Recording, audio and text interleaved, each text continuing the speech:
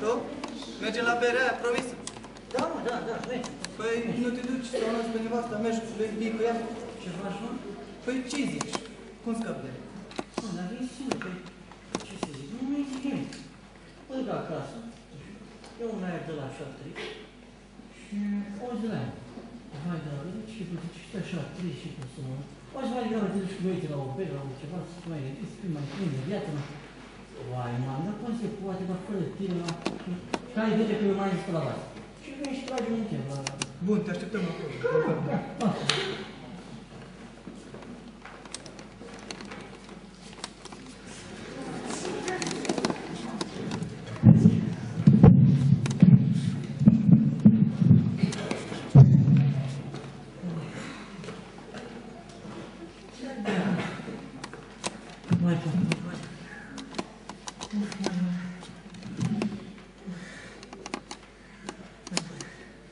Lasă, ia faci castenicul cu mine, să te duci ca să te trimit la restaurant cu prietenii.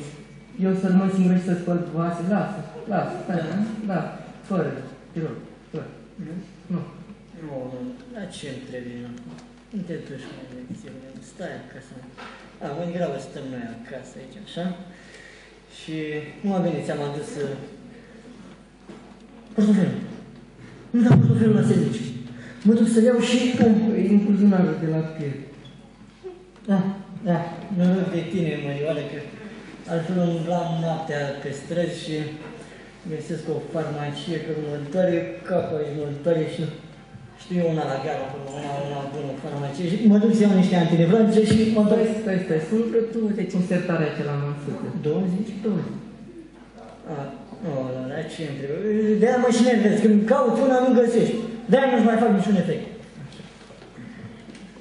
Auzi, mă duc să mă culc, dar întâi mă duc să plimb pisica. Mitică, de ce n-ai mai văzut să plimbe pisica? Păi dacă n-ai vrut câini, trebuie să plimbăm și noi ceva, nu? Nu fi, la cârciumă nu te duci. Bun, nu mă duc, hai că nu mă duc. Da, oricum. Sunt obosit. Nu mai bine să te duci, te culci. Ce? Cursele de șoareci. Ce că? Mă duc să văd. Ce să zici? Cine e și primul? De unde te iasă? Din cursă. Măi, Mitică, fii-o serios. Nu. Dar ce-mi trebuie? Nu te duci, mă, bolană, bețilă. Mai degrabă stăm noi acasă, așa? Stăm noi acasă. Auzi, mi-a stat bine cu măstață? Mă fi serios. Mă duc să-mi las măstață. Unde? La frizerie. La frizerie? Noaptea e închis la frizerie. Ce, dar ce, noaptea schimbă meseria? Ce, cameleon? Ce? Nu știu. Nu, dar ce-mi trebuie? Stau eu acasă mai degrabă și stăm aici amândoi. Așa. Stingem noi lumina. Și mă duc să iau oțet. Ce să iei? Mă duc să iau oțet, că vine acuștoarna și n-avem borcane. Să punem mărături. Mă, Mitică, te credeam în serios, mă, Mitică. Nu. Bun, atunci mă duc să mă predau. Ce să faci? Să mă predau. Ce știu eu astăzi, la intersecție, am trecut pe roșu, domnul milițian n-a văzut, era cu spatele și, uite, am conștiința încărcată și mă duc să mă predau. Trebuie. Nu. Nu, da, ce? Nu, ai dreptate, ce-mi trebuie mai degrabă? Mai degrabă stăm noi aici acasă, stăm. Mărioară, ești o femeie superioară. Nu ești ca altele, unde te duci, ce faci, bețivule? Cum beau un pahar de vin, gata, ești și bețiv. Și Napoleon obișnuia să bea vin, dar el nu era bețiv. Nu, Napoleon era un om învingător. Fost învingător la Waterloo, Salut Blanc.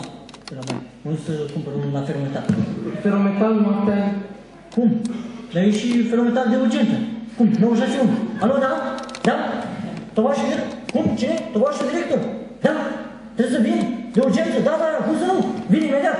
Știți, eu am o femeie superioară, dar aș fi vrut să stau cu ea, dar dacă nu se poate, vin imediat, gata, se rezolvă. Vreau să-i scoți din priză.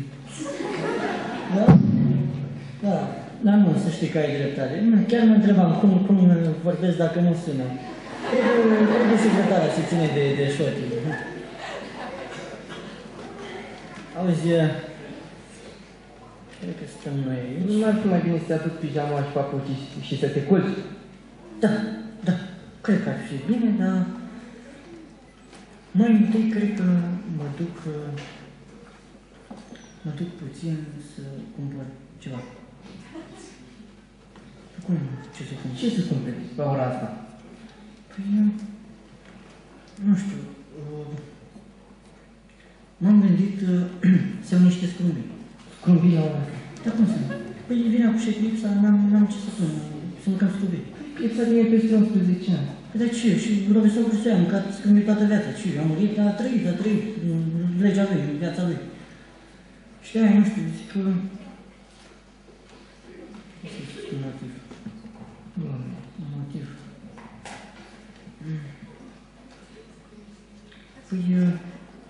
Alo? Alo? Alo, da? Cine e? Mamă, nu mai vii la bere? Cum? La cine? Păi vai la bere. Nu mai vii odată? Hai că să încălzi bere. Dansează astea pe mese, nu mai vii? Chiar nevastă zicea că te trimite la bere. Cum?